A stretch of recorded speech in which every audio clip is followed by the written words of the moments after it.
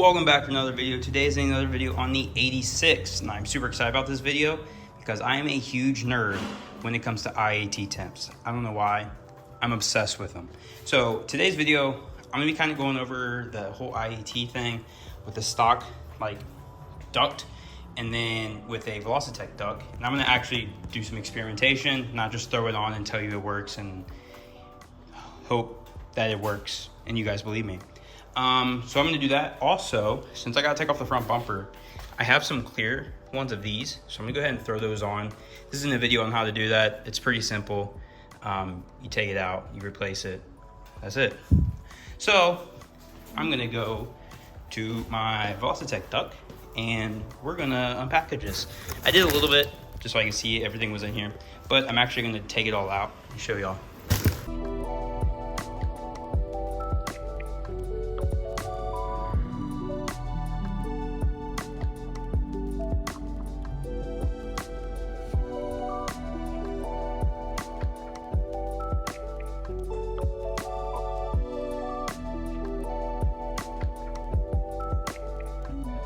All right, so in this video, basically what I just showed y'all, I need to clean this lens.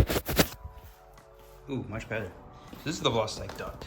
So pretty much how it's gonna sit is this is in your front grill area, and this is where the air is going to go. If you look at that, that's pretty big. Like that's gonna get a lot of airflow. And then it's gonna go up through this thingy, and then it's gonna go through this, like such.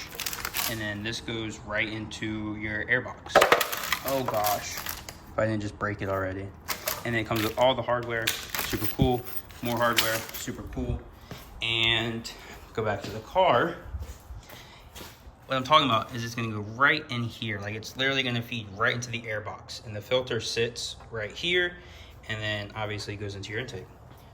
So I mean, like it is a perfect feed system, and it's gonna sit like right here. So it's literally a ram air effect, whereas the other one is right here. So when I was talking about, I'm actually gonna test, this is what I'm gonna do. I have an air compressor. So what I did with the Supra is I put the air gun where the air comes in at. So being that the duct is like right here, I'm gonna spray compressed air up in here. I'm gonna take off the filter and I'm gonna set something in here to try and show that there's positive airflow, that air is actually being supplied into there, not just through vacuum, because obviously vacuum is going to pull air through. All right, so this is very makeshift. Like obviously this isn't professional level, but this is strings of a garbage bag, and they're very light, very flimsy. I blow on it, you get movement very easily. A lot easier than using like a rag, because rags are obviously way more heavy duty. So what I'm going to do is I'm going to set up the camera here somehow. Okay, I'm just going to hold it. So I got 45 PSI through this. Okay, I'm gonna ramp this up. There we go. All right, so I'm gonna put it through the duct here, and I'm gonna blow up. There's no movement. I'll try over here. I'm on this side now. Blowing up. Ooh, we got a little movement. All right, as you see, there's barely any movement. Now I'm gonna put up a video on the screen that's gonna show some IAT testing I did.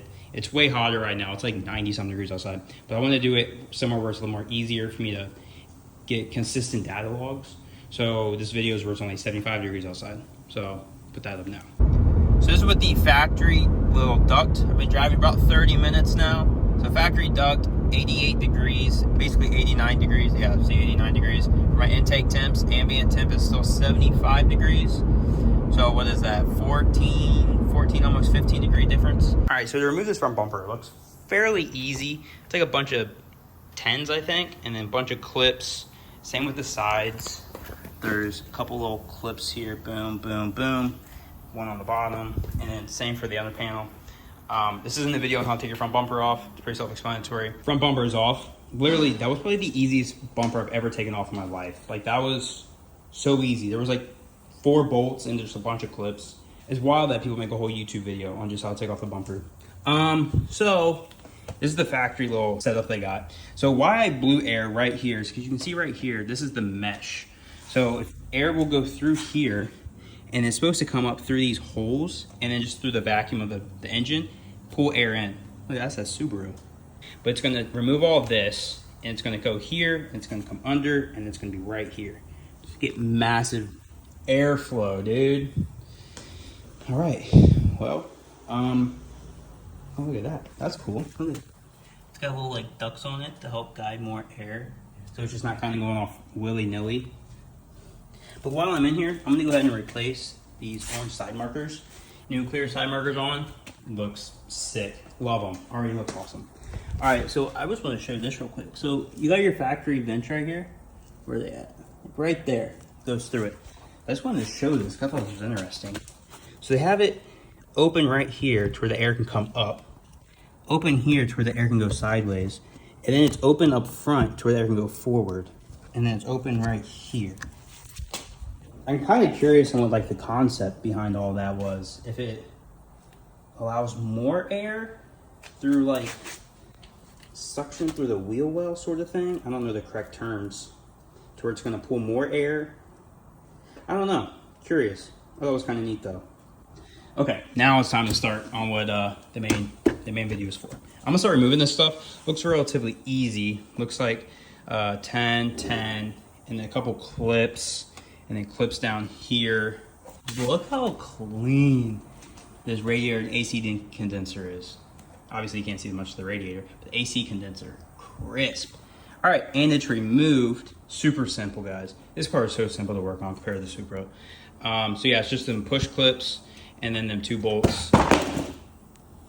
Okay, and that's it. So I'm gonna go brush up on how to install the velocitech duct. Looks fairly simple, but you're also putting stuff in weird places that didn't come from factory. First up, just install this little piece. So we're gonna guide it into this little hole, but we're not gonna tighten these down yet, just leave that. And then start assembling some of this duct. So this way we'll go like that and we'll screw that in. And this guy, this is gonna be kind of tough one-handed. I love the directions on this kit. This is something that wasn't on mine for the Supra. You can see the number 3 on that bracket. You can see the number 2, 1, and they make it super simple to where it's like install a bracket here on this and do this, and it's got pictures. It's amazing. So the next step, we are going to pop this up under there, and then you're installing bracket 1 on this guy, and then bracket 2 on that guy. And you're using the normal screws, just like used for bracket 3 here, and then they're going in at a 45 for this guy. So be careful with that. You can see where the screws are. It's gonna be a 45-degree angle, just so you don't mess that up and start screwing it in somewhere you're not supposed to. That's how it looks. Don't make it too tight because everything still needs to be adjusted. Like these aren't completely lined up, these aren't lined up. So rough idea, make sure when you install these that they sit under the little perch for both of them. Now the next step though, is there's a little hole where this bracket goes. You're gonna install this push pop in there. Push pop. You guys remember the push pops? Like the suckers, or not suckers, the like the ice cream. Those are so good, like the orange sherbet one. Oh my gosh. So install this, and you can tighten these screws down. Pretty much fully installed now. Like it's sturdy now. So I tighten these guys up, put the pop in here. These use factory clips from your old little piece over there, and then tighten these down. Then the last step is with these guys. So one of these actually is already threaded. Looks like this one. And then this one, you have the nut, self-locking nut, that you're gonna get from the back. Just like that, we're all done. What I do like about this kit is I actually sell these separately now, to where if I want to change the color of this, I could. Being that this is a dark blue color, I feel like white wheels will look so good on this, especially like the clear signals I got over here now. I feel like the white wheels will be sick, change this out for a white one eventually. But wheels are black right now, so I was like, I'll just go black. But it's all together, thing is sturdy. You can see right here, it feeds directly into the factory airbox. So now you have that big honker instead of this little teeny weeny thing right here that got zero air. So I'm gonna throw the car back together and we're gonna test it. And then I'll do some IAT testing later tonight when it's not 90 degrees outside, and we'll see how it performs. Side marker on, that looks so sick. And velocitech duct is on. You can barely see it, but there it is. It'd be a lot cooler if it was white. Should have got white. All right, so now I'm gonna do a test. I'm gonna get my little handy dandy trash bag again. Stuff that in there. just like so. We're all compressed up, dude. All compressed up. All right. Cool. Put in this duct here. Look at that, wild. Strings are going wild. So, as you see, we actually have positive airflow going to this filter now. Super awesome, love to see it. So now the ultimate test is, because obviously that is leaps and bounds better than it was before, is IAT testing to see how much IATs actually fluctuate now with having that instead of the factory setup. That looks sick, side markers look dope. I'm gonna test to make sure those work. All right, I'll walk around to these things. Sheesh, it's bright.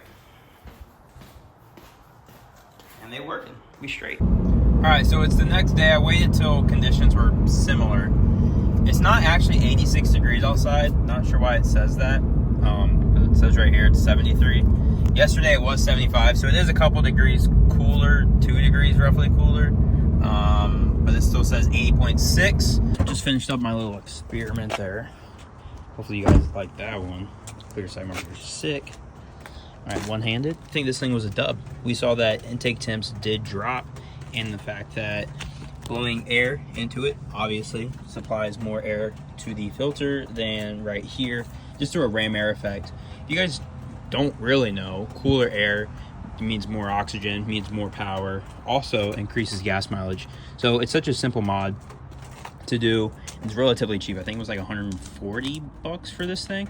Also, like I said, you can get these in different colors, so whatever color you want. And when it comes to rain, people freak out about the rain. You got to remember, rain has to go through there, up through there, into the filter, then into the engine. By the time it even gets to the engine, one, it's probably evaporated. And two, for you to waterlog an engine, your filter basically has to be completely submerged underwater.